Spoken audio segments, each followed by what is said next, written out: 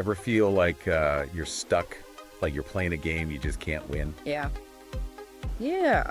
Well, today we are diving into this book that claims it has all the secrets to success. Ooh. The Science of Getting Rich by Wallace D. Wattles. Okay. And, it might sound a little bit like a late night infomercial. Right? But bear with me, because this book was written over a century ago. Wow. And it has some really, really interesting ideas about how our thoughts can actually shape reality. It's funny how a book from 1910 can still feel so relevant today. Totally. Wattles was way ahead of his time when it comes to recognizing the power of mindset. Yeah. In chapter 16, Okay. he lays out this idea of thinking in the certain way. Thinking in a certain way. It's basically his blueprint for success. Okay. Thinking in a certain way sounds a bit cryptic. Yeah. Can you break that down for us? What does he mean by that? Well, he contrasts it with what he calls competitive thinking. Okay. And if we're honest with ourselves, this is how most of us operate day to day. We're constantly comparing ourselves to others. Right. We're fighting for limited resources. Yeah. We're assuming there's only so much success to go around. Yeah, like that classic scarcity mindset. Exactly. You're always worried about not having enough. Yes, and it's that feeling of if they win, I lose. Exactly. Right. Yeah. But Wattles argues that there's a whole other way to think. Okay. He calls this the creative plane, The creative plane. where you recognize that the universe is abundant. Okay. And it's constantly creating new opportunities. So you're not competing, Right. you're co-creating with the universe itself. Wow. Now that is a mind shift. It is. I can see how that would change your whole approach to, well, everything. Yeah. But how realistic is that? Right. To just completely abandon that competitive mindset, Yeah. it just feels so ingrained in everything we do. Wattles might have argued that it's essential. He claims that nothing can stop you from riches if you truly adopt this creative mindset. Now, of course, we have to acknowledge that systemic issues and inequalities exist. Of course. But his point is that our mindset dictates our actions Right. and our opportunities and ultimately our success. Yeah, I can see that. Mm-hmm. If you're always telling yourself you can't do something Right. or you don't deserve success, you're basically setting yourself up for failure.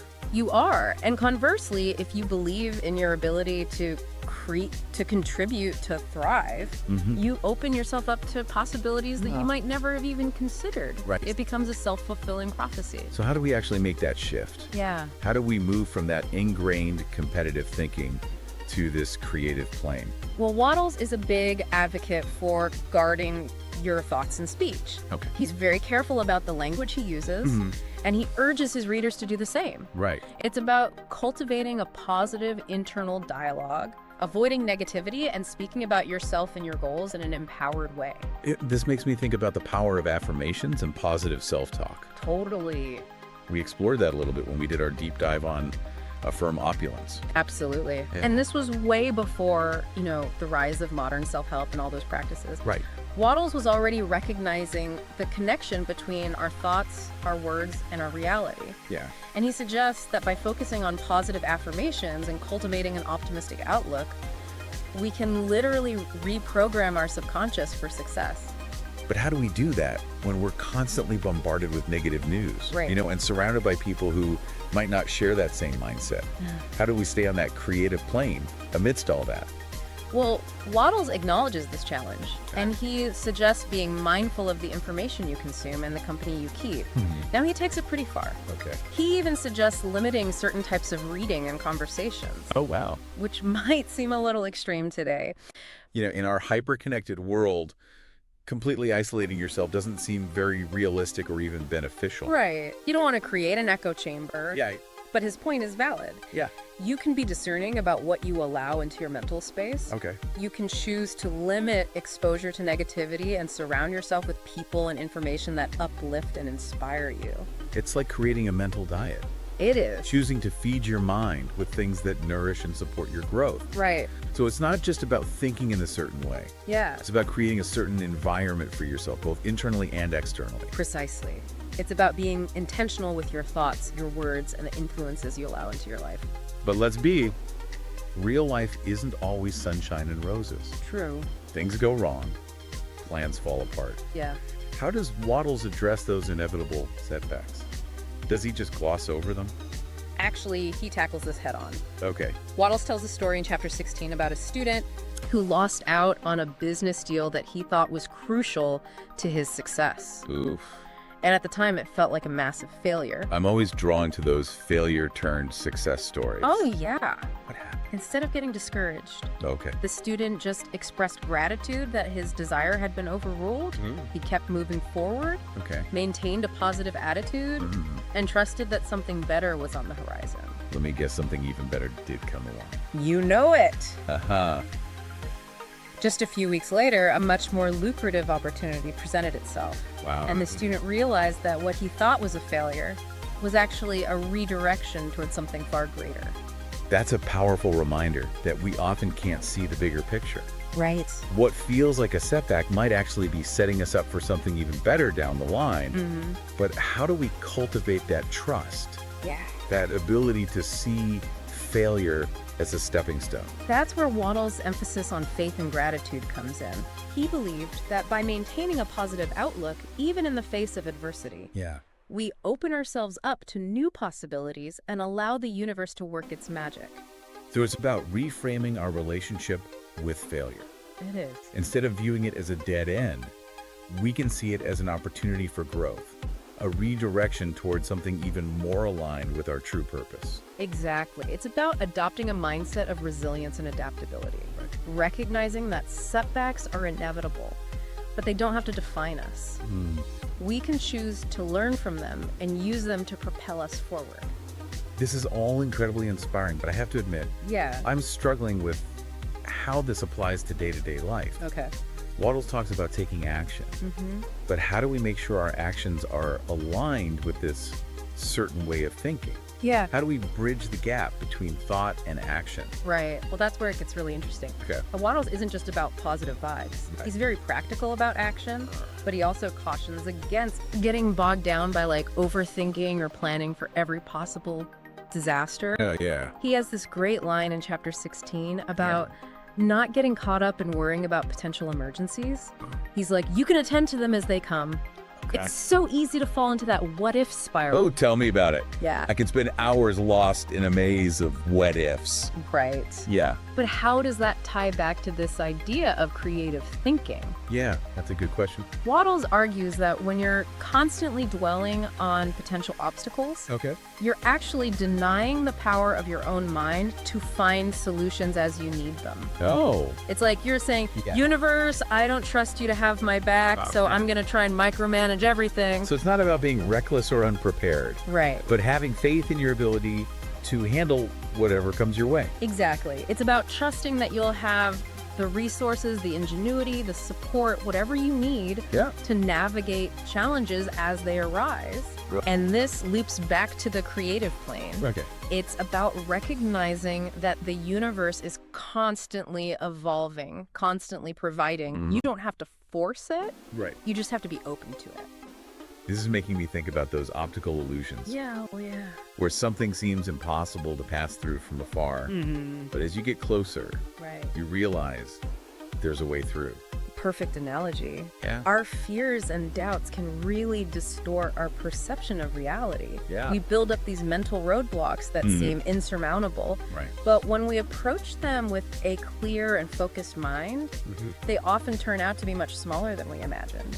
It makes you wonder how many opportunities we miss out on. Right. Because we get stuck in that fear-based thinking. Absolutely. And it's not just Wattles who talks about this. This idea of approaching challenges with a calm and confident mindset is all over, modern psychology and self-help. Totally. You see it in sports, business, mindfulness practices. It's about cultivating resilience, the ability to bounce back from setbacks and keep moving forward. And Wattles doesn't just stop at think positive, right? He has specific advice on how to speak and act Yes. in a way that supports this mindset. Oh, absolutely. Okay. He warns against speaking about yourself, your affairs, or anything else in a discouraged way. He sees negativity as a form of self-sabotage, Oh, wow. a way of literally undermining your creative power. It reminds me of that saying, Yeah. whether you think you can or you think you can't, you're right. It's true. Yeah, our words have so much power to shape our reality. They do, and that circles back to thinking in a certain way. Okay. If you believe in abundance and success, you're naturally going to speak and act in a way that reflects that. Right. And as you do, you attract more abundance and success. Yeah. It's like a self-fulfilling prophecy, Right. but a positive one. So it's not just about thinking the right thoughts. Yeah. It's about aligning our actions and our words with those thoughts. Precisely. It's about becoming aware of our language. Right. And making a conscious effort to shift our internal dialogue and our external expressions towards a more positive and empowering narrative. And I think it's important to clarify. Yeah. This isn't about denying reality or pretending that everything is perfect. Right. It's about choosing where to focus your energy. Absolutely. It's about acknowledging challenges while simultaneously focusing on solutions and possibilities. Right. It's about choosing to highlight the good, the potential, the opportunities for growth. And that brings us back to the story of the student Yeah. and that failed business deal. Right. Wattles emphasizes that what seemed like a failure was actually a redirection. Exactly. We often can't see the bigger picture, right? We Yeah. get so fixated on one specific outcome Yeah. that we miss out on other possibilities, often even better ones. So it's about trusting that there's a higher intelligence at play, guiding us towards our highest good, Yeah. even if it doesn't look like what we initially expected. That's a beautiful way to put it. Thanks. It can be challenging to let go of our rigid plans and expectations, but when we do, Yeah. we open ourselves up to a world of possibilities that we may never have imagined. It sounds like this is where faith comes in. It is. A willingness to surrender control and trust that something better is in store. Wattles definitely believed in that. He saw the universe as a supportive, benevolent force, Yeah. always working in our favor, Right. even when it doesn't feel like it. So if we were to condense Wattles' message into a few key takeaways, Yeah. what would they be? Well, first and foremost, the power of mindset. Just. Your thoughts create your reality. Cultivate a positive, optimistic outlook, Yeah. even when things are tough. And hand in hand with that, operate on the creative plane. Yes. Recognize the universe is abundant, Okay. that there's enough for everyone. Right. Shift away from scarcity and competition and embrace collaboration and co-creation. And finally, it's about taking action. You got it. Okay. Align your actions with your thoughts and beliefs. Right. Don't just think positive, be positive. Put those thoughts into action. Wattles' work really emphasizes that success isn't just about material wealth. Right. It's about living a fulfilling life, Yeah. utilizing your talents and abilities to contribute something meaningful to the world. It's interesting how Wattles encourages us to see the world, even with its challenges, as constantly evolving and growing. He saw challenges not as roadblocks, Yeah. but as opportunities for learning and expansion. Right. He never wanted his readers to feel alone in this journey. Okay. He believed we all have access to an infinite source of wisdom and power, Wow. accessible through our thoughts, beliefs, and actions. His work is so relevant today. It is. His message resonates with people from all walks of life, whether they're entrepreneurs, artists, or just seeking a more meaningful and prosperous life. It's a timeless framework Totally. for personal growth and achievement. Yeah. It's a way of navigating the complexities of life with grace, resilience, and a deep sense of purpose. I love that. So as we continue our deep dive into the science of getting rich, Yeah. let's keep these key takeaways in mind. Okay. Think about how you can apply Wattles' principles to your own life. Remember, the journey to success isn't a sprint, it's a Right. marathon. Okay. It's about consistent action, a positive outlook, Yeah. and trusting the universe to support you every step of the way. Well said. Now, in the final part of our deep dive, Okay. we'll explore Wattles' concluding observations in Chapter 16, All right. where he offers some practical advice on how to stay on track and avoid common pitfalls.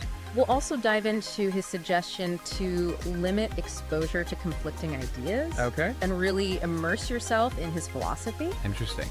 We'll discuss if that's realistic or even advisable in today's world of information overload. It's a thought-provoking concept, and we'll unpack it all in part 3. Sounds good.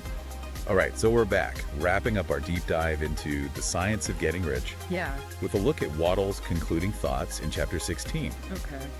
And he offers some cautions and honestly some pretty bold suggestions. Yeah, he doesn't hold back in this final chapter.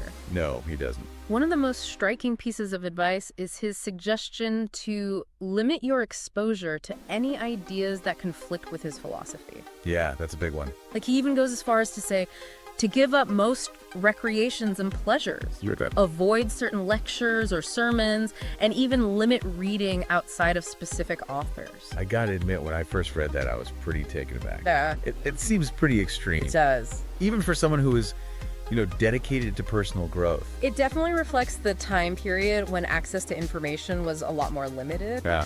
Back then, this type of focused study might have been the best way to really absorb these new ideas and avoid negativity. So it was like creating a mental sanctuary. Exactly. Where you could fully immerse yourself in the principles he was laying out. Yes, but in today's world, Right. where we're constantly bombarded with information from all sides, Yes. complete isolation feels not only unrealistic, but potentially detrimental. Yeah, I can see that. Cutting yourself off entirely from diverse perspectives could lead to echo chambers and limit your growth. It's important to engage with different viewpoints, It is. even those that challenge our beliefs. Absolutely. It helps us strengthen our critical thinking skills and refine our own arguments. Precisely.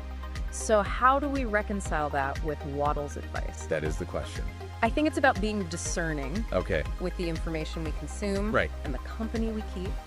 We can be selective without shutting ourselves off completely.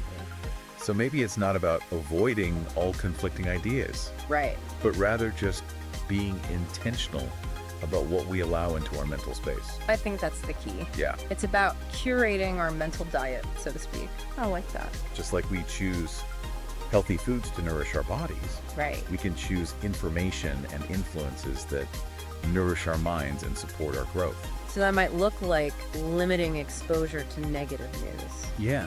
being mindful of the people we spend time with, and actively seeking out sources of inspiration and knowledge that align with our goals. Exactly. It's about creating a supportive environment for our personal and intellectual development. Wattles also talks about the importance of diligently studying his book, Yeah. making it a constant companion. Right. I'm curious, what's your take on this? Okay. Is it really necessary to immerse yourself so completely in a single philosophy? Well, I certainly think there's value Okay. in deep study and mastery of any subject, Mm-hmm. but it's also important to avoid becoming rigid or dogmatic. Right. It's about taking the principles that resonate with you Yeah. and integrating them into your own unique approach to life, Exactly. not just blindly following every single word. And it's healthy to continue exploring different ideas and philosophies, Yeah. even after you've found one that speaks to you. Right. It keeps your mind open and prevents stagnation. So it's more about using Wattles' work as a springboard for your own personal growth journey. Yeah. Not treating it as like the ultimate truth. Precisely. And I think that's how Wattles himself would have wanted it. Yeah. He was so passionate about self-improvement Right. and believed that everyone had the potential to achieve great things. That definitely comes through in his writing. It does. He's so optimistic and empowering. Yeah. And I think that's a big part of why people are still drawn to his work over a century later. His message is timeless and universal. Absolutely. It speaks to that fundamental desire to create a better life for ourselves and for the world around us. As we wrap up this deep dive, Okay. what are some of the key takeaways you hope our listeners will walk away with? I think the most important one is the power of mindset.